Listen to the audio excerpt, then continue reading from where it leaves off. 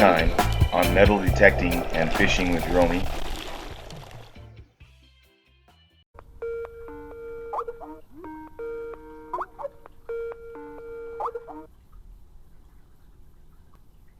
Jason, can you hear me? Hey, can you hear me? Yeah, I can hear you. All right, there we go. I switched my microphone. Okay, can you hear me? Yeah, I got you. Nice All to right, sweet. nice to internet meet you, brother. You too. So, yeah, I don't want to keep you long or bug you too much. I just wanted to get a little information on your trip and your ring, man. That ring's got an awesome story, you know.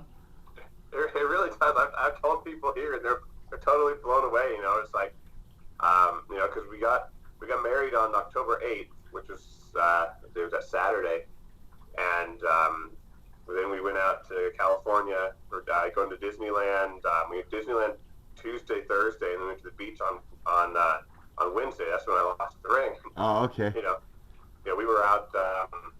My wife was just sitting on the beach. I was out in the water and didn't realize, the water. I guess the tide was coming in at the time, and so it was hitting pretty hard. And I didn't even think about taking my ring off, and I go out in the water, and the next thing I know, I look down on my hand, and my ring's gone. I'm panicking, and there's like these waves hitting me, and pushing me over, and I'm sitting there panicking, looking for my ring, and it was pretty intense, and so I'm like, there's no way I'm finding it. I'm looking all over the place, and with the waves coming in, like, there's no way I was going to find it. I didn't even know exactly where it was when I lost it, just that it, fallen off while I was, going through the waves, and so, went up, and my wife was pretty upset. Yeah, I bet. Yeah, definitely. I only had the ring for 2 days or 4 days, yeah. and I'd already lost it. So, but so then I ended up calling that website, and that guy actually came out and looked for it. He came out and looked for it that night when the tide was low, but he couldn't. He didn't go. I don't think he went far enough out, and he didn't find it. And then he then he texted me on this. I think it was Saturday. He's like, "Hey, I think somebody found your ring. I found it. Here's a link to their YouTube channel they just posted on it." So I look it up. I'm like, "That's my ring." Sure enough, yeah.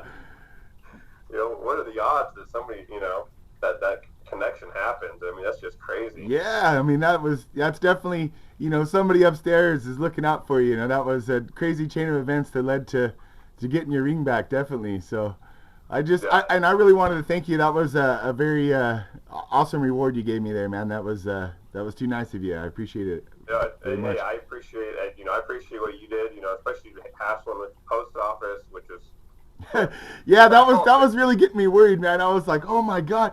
I took the camera in there, and the lady was just like not happy. She's like, oh, no recording in the post office, and I'm like, all right. I turned it off, and for some reason I went home. I decided, I just got a feeling I better look at the tracking number, and sure enough, I see it, and I almost shook back. I said, Utah, and it was already too late. I had to go back the next day, and when I went back the next day, she was, they're willing to help me and stuff, but I just couldn't believe it would take so long for them to get a hold of that package, and I'm just thinking the whole time, man, this lady's screwing me. Yeah.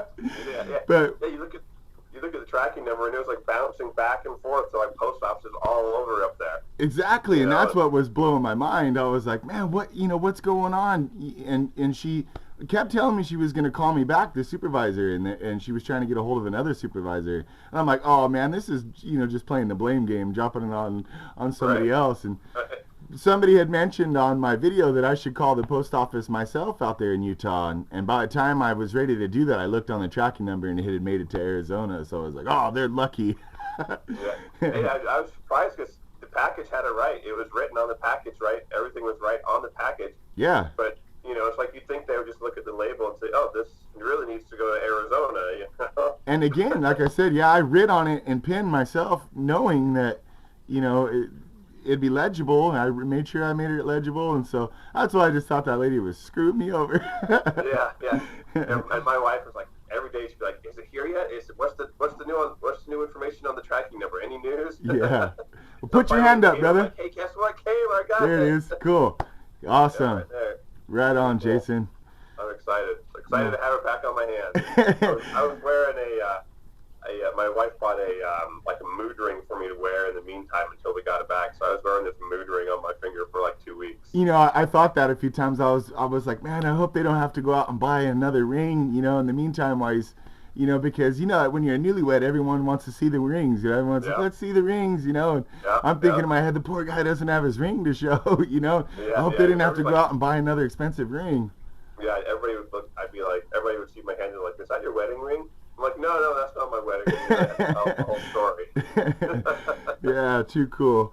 Well, I really appreciate you doing this video chat with me and everything, brother. And I'm going to post this up on YouTube, if you don't mind. Let everybody see the outcome of this video. Yeah, absolutely. Hey, I appreciate it, Romy. That's really awesome. It's really great. No problem. Hey, next time you come out here to California, leave that thing in the glove compartment. Yeah, exactly. All right, brother. Again, pleasure to meet you. Pleasure to talk to you. And take care. You and the wife. I congratulations on the marriage, man. Congratulations. Thanks a lot. You too. Okay. Take care.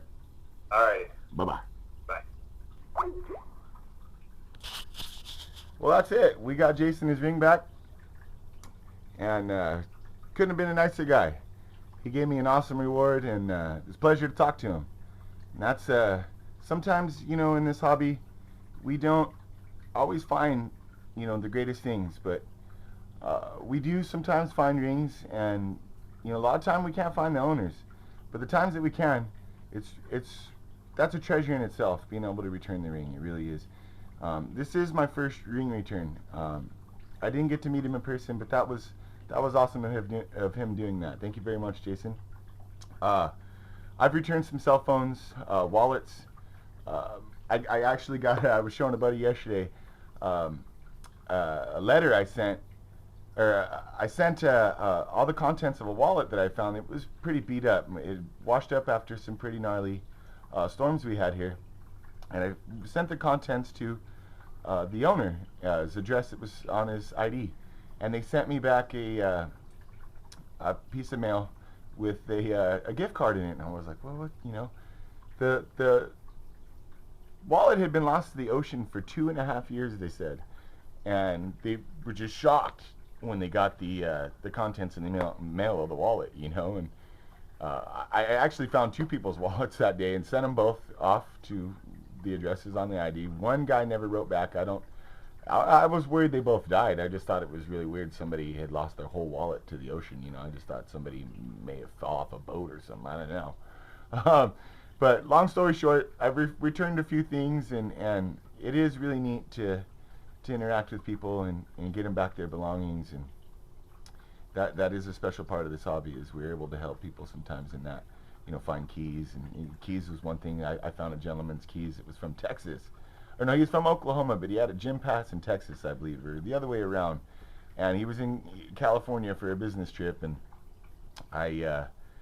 crazy how I tracked him down, because I had no way to get a hold of him. He lost like his iPhone, earbuds, his keys, and something else I don't recall. And his keys had a tag on him for a gym. And so I called his gym. His gym got a hold of him, gave him my number, and he got a hold of me, and he came, picked up his keys from me, and I think he gave me $20 or something. He told me, hey, go buy lunch, you know. And that was awesome. He was a really nice guy. He was real happy to get his stuff back just in time before he left town again. So yeah, that's my story. I'm sticking to it. I'm gonna stop blabbing on here and in this video. Thank you guys for watching the outcome of this.